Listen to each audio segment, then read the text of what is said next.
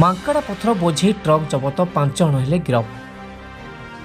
ହିନ୍ଦୋଳ ତହସିଲଦାର ଦିଲ୍ଲୀପ ସେଠୀ ଏବଂ ବାଲିମି ଥାନା ଅଧିକାରୀ ଅମିତ ବିଶ୍ୱାଳ ବିଶେଷ ସୂତ୍ରରୁ ଖବର ପାଇ ଆଜି ଭୋରୁ ଖଜୁରିଆକଟା ଅଞ୍ଚଳରେ ଚଢ଼ାଉ କରି 5ଟି ବେଆଇନ ମାଙ୍କଡ଼ା ପଥର ବୋଝେଇ ଟ୍ରକ୍ ସହିତ 5 ଜଣଙ୍କୁ ଗିରଫ କରି କୋର୍ଟ ଚାଲାଣ କରିଛନ୍ତି।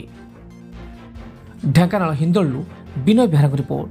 ଆମ ରାଜ୍ୟରେ ଜିଲ୍ଲାରେ ଯେଉଁ ସାମ୍ପ୍ରତିକ ସବୁ ଖଣି ଖାଦାନ ଉପରେ ବ୍ୟାପକ ଚଢ଼ାଉ ଚାଲିଛି ଜିଲ୍ଲା ପ୍ରଶାସନ ତରଫରୁ ପୁଲିସ ଏବଂ ପ୍ରଶାସନ ତରଫରୁ ସେହି ପରିପ୍ରେକ୍ଷୀରେ ଆମର ଢେଙ୍କାନାଳ ଜିଲ୍ଲା ଆରକ୍ଷୀ ଅଧୀକ୍ଷକ ସାହେବଙ୍କ ନିର୍ଦ୍ଦେଶ ଅନୁଯାୟୀ ପ୍ରାପ୍ତ ସୂଚନା ଅନୁଯାୟୀ ଆମେ ଗୋଟେ ପ୍ଲାନ୍ କରିଥିଲୁ କେମିତି ଏରିଆରେ ଆମେ କିଛି ଚଢ଼ାଉ କରିବୁ।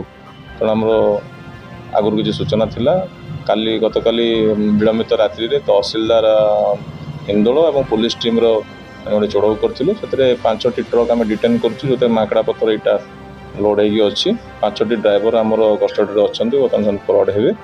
ଆଉ ମାଲିକଙ୍କ ନାଁ ବି ହସ୍ତଗତ ହେଇଛି। ସେଥିରେ ଲେବର ବି ମଧ୍ୟ 21ଟା ଲେବର ଥିଲେ, ତାଙ୍କର ମଧ୍ୟ ନାଁ ବିବରଣୀ ଟିପି ରଖିଛୁ। ଇନଭେଷ୍ଟିଗେସନ୍ ଚାଲୁଛି, ଆଗକୁ ଆହୁରି ଜାରି ରହିବ ମଧ୍ୟ। ମାଲିକ ଉପରେ କାର୍ଯ୍ୟାନୁଷ୍ଠାନ ହେବ ନାହିଁ? ନିହାତି ହେବ। ମାଲିକଙ୍କ ଗାଡ଼ି ସିଜ୍ ହେଇଛି, ଡ୍ରାଇଭର ଫରୱାର୍ଡ଼ ହେଉଛନ୍ତି, ଆଜି ଫରୱାର୍ଡ଼ ହେବେ ଆଉ ନିହାତି ହେବ ଆକ୍ସନ୍।